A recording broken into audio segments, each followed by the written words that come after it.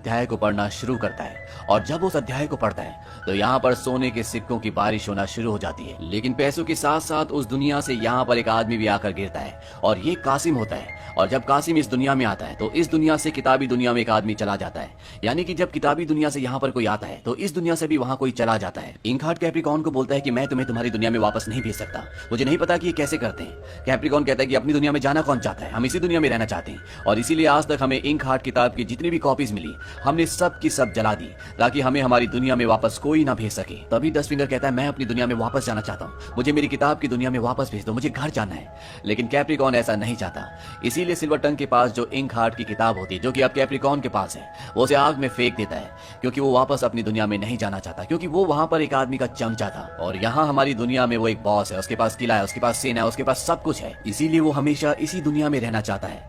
इंकहार्ट किताब को जलता हुआ देखकर डस्टफिंगर और सिल्वर टंग दोनों मायूस हो जाते हैं क्योंकि ये किताब इन दोनों को चाहिए थी। कैप्रिकॉर्न के आदमी एक बार फिर से सिल्वर टंग को, उसकी बेटी को और बुढ़िया को बंदी बना लेते हैं, लेकिन वो डस्टफिंगर को बंदी नहीं बनाते क्योंकि वो भी उसी दुनिया का है जिस दुनिया के वो हैं, यानी कि सब एक ही किताब के पात्र हैं। अब डस्टफिंगर किचन में जाता है जहाँ पर एक लेडी खाना बना रही होती है, इसका नाम लीसा होता है। डस्टफिंगर उससे पूछता है क्या तुम दोबारा भागने की कोशिश करोगी। दरअसल लीसा यहाँ से कई बार भागने की कोशिश कर चुकी होती है, वो बोल नहीं पाती, वो कहती है कि हाँ मुझे यहाँ से किसी भी कीमत पर निकलना होगा।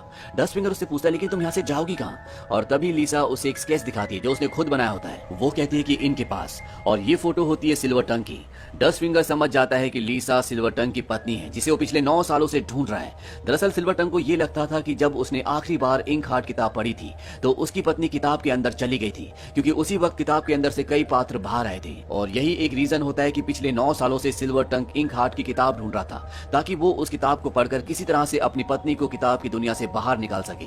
हालांकि उसे ये तरीका नहीं पता, लेकिन फिर भी उसे एक उम्मीद होती है और इसी उम्मीद की वजह से वो पिछले 9 सालों से इंकहार्ट की किताब को ढूंढने की कोशिश कर रहा था जो उसे मिल भी गई थी। लेकिन अब कैप्रिकॉर्न ने उस किताब को जला दिया है। लेकिन सिल्वर टंग को ये बात नहीं पता कि उसकी पत्नी किताबी दुनिया में नहीं है बल्कि वो इसी दुनिया में कैप्रिकॉर्न के किले में कैद है। वहीं दूसरी तरफ कैद खाने में जहाँ पर सिल्वर टंग, उसकी बेटी मैगी और वो बुढ़िया होती है, वहाँ पर सिल्वर टंग अपनी बेटी को बता देता है कि जब मैंने आखिरी बार इंकहार्ट पढ़ी थी तो उस वक्त किताब के बहुत सारे पात्र किताब से निकलकर हमारी दुनिया में आ गए थे जिसमें डस्टफिंगर और कैप्रिकॉर्न भी 2 हैं और जब वो लोग बाहर आए तो तुम्हारी मॉम हमेशा के लिए किताब की दुनिया में चली गई और इसीलिए मैं इस किताब को हासिल करना चाहता था और अब अगर मुझे इंकहार्ट किताब मिल जाए तो हो सकता है कि मैं कैप्रिकॉर्न को वापस उसकी दुनिया में भेज दूं और तुम्हारी मॉम वापस हमारे पास इस दुनिया में आ जाए। बुढ़िया बोलती है कि पिछली बार तुम्हें इंकहार्ट किताब ढूंढने में पूरे 9 साल लगे थे, अब पता नहीं कितने लगेंगे। मैगी अपने डैड से कहती है कि अगर इस किताब का लेखक जिंदा है तो उसके पास इस किताब की ओरिजिनल कॉपी जरूर होगी, हमें उसे ढूंढना चाहिए ताकि हमें उसकी ओरिजिनल कॉपी मिल सके।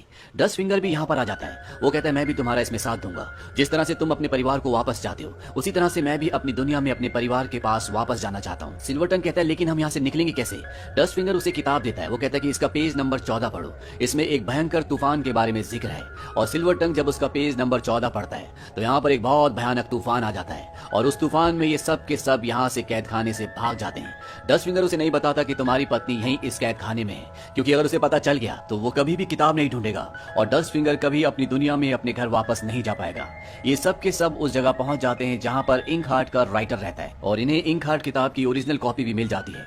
डस्टफिंगर बोलता है कि मुझे मेरी दुनिया में मेरे घर वापस भेज दो। सिल्वर टंग कहता है कि नहीं, पहले मैं अपनी पत्नी को निकालूंगा, उसके बाद तुम्हें तुम्हारी दुनिया में वापस भेज दूंगा।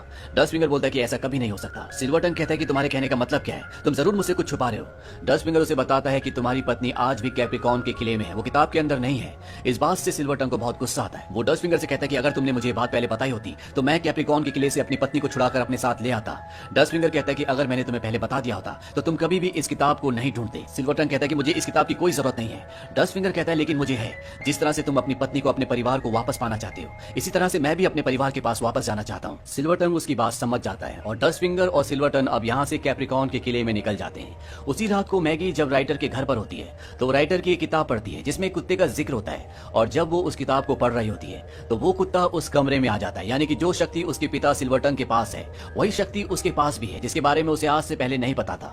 यहाँ पर कैप्रिकॉर्न के लोग भी आ जाते हैं जो राइटर को पकड़ लेते हैं और जब वो उस कमरे में आते हैं जिसमें मैगी है तो राइटर वहां पर उस कुत्ते को देखता है जिसका जिक्र उसने अपनी किताब में किया था। वो कहता है ये तो टोटू है, इसके बारे में मैंने अपनी किताब में लिखा था। और ये सब के सब समझ जाते हैं कि सिल्वर टंग की बेटी के पास भी वही शक्ति है जो उसके पास है, और वो इन दोनों को पकड़कर कैप्रिकॉन के किले में ले आते हैं। और वहाँ पर कैप्रिकॉन मैगी से किताब पढ़वाता है, और जब वो उस किताब को पढ़ती है तो उस किताब की बहुत सारी चीजें हमारी दुनिया में आ जाती हैं। इस बात से कैप्रिकॉन खुश हो जाता है, क्योंकि अब उसे सिल्वर टंग की जरूरत नहीं है, उसके पास मैगी है। और वो मैगी को काल कोठरी में बंद कर देता है। उसी के बगल वाली काल कोठरी में डस्ट फिंगर होता है, क्योंकि डस्ट फिंगर को कैप्रिकॉन के लोगों ने पकड़ लिया होता है। मैगी पूछती है कि मेरे पिता कैसे हैं? वो कहता है कि तुम्हारे पिता ठीक है। मैगी डस्ट फिंगर को बताती है कि कैप्रिकॉन इंक हार्ट किताब से शैडो को हमारी दुनिया में बुलाना चाहता है। शैडो राख से बना हुआ एक ऐसा दैत्य है जो बहुत ही खतरनाक है, जो कैप्रिकॉन का हर हुक्म मानता है, और इसीलिए वो इतने सालों से सिल्वर टंग को ढूंढ रहा था ताकि वो किताब की दुनिया से शैडो को बाहर निकाल सके। लेकिन अब उसे सिल्वर टंग की जरूरत नहीं है, क्योंकि उसके पास उसकी बेटी मैगी है जो उसके लिए काम कर सकती है। इसके बाद डस्ट फिंगर जेल से कैद से भाग जाता है और वो सीधा सिल्वर टंग के पास जाता है। वो उसे बताता है कि कैप्रिकॉन के पास इंक हार्ट की एक किताब अभी भी बाकी है। कैप्रिकॉन उस किताब से शैडो को बाहर निकालना चाहता है। इंकहार्ट कहता है कि मैं कभी भी शैडो को बाहर नहीं आने दूंगा, क्योंकि अगर वो बाहर आ गया तो वो हम सबको मार देगा। डस्ट फिंगर कहता है कि अब उसे तुम्हारी जरूरत नहीं है, क्योंकि उसके पास तुम्हारी बेटी है, और तुम्हारी बेटी के पास भी वही शक्तियां हैं जो तुम्हारे पास है।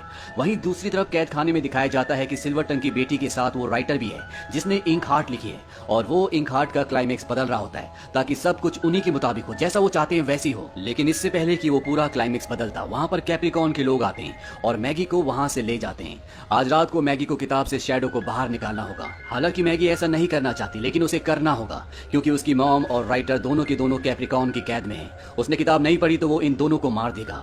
और अब यहाँ पर मैगी किताब पढ़ना शुरू करती है, और जब वो शैडो के बारे में पढ़ती है तो यहाँ पर राख से बना हुआ एक बहुत बड़ा दैत्य जिसकी आंखों में शोले और मुंह में अंगारे हैं, वो उभरना शुरू हो जाता है। और शैडो सिर्फ कैप्रिकॉन का कहना मानता है। लेकिन इससे पहले कि मैगी पूरे पन्ने को पढ़ती, लेखक किसी तरह से उस तक उस पेज को पहुंचा देता है जो उसने बदला हुआ क्लाइमेक्स लिखा है। और अब मैगी उस बदले हुए क्लाइमेक्स को पढ़ना शुरू करती है, और जब वो उस पेज को पढ़ती है तो यहाँ पर सब कुछ बदलना शुरू हो जाता है। उसमें लिखा होता है कि शैडो उन लोगों का दर्द महसूस कर सकता है जिनकी राख से वो बना हुआ है। इसीलिए शैडो ने ये तय किया कि वो उन लोगों का खात्मा करेगा जो जुल्म करते हैं, जो दूसरों पर अत्याचार करते हैं। इसीलिए शैडो ने अपने राख भरे हाथ अपने मालिक की तरफ फैलाए, और अब शैडो अपने राख भरे हाथ कैप्रिकॉन की तरफ फैलाता है। लेकिन इससे पहले कि मैगी पूरे पन्ने को पढ़ती और कैप्रिकॉन का खात्मा होता, मैगी के हाथ से उस पेज को छीन लिया जाता है।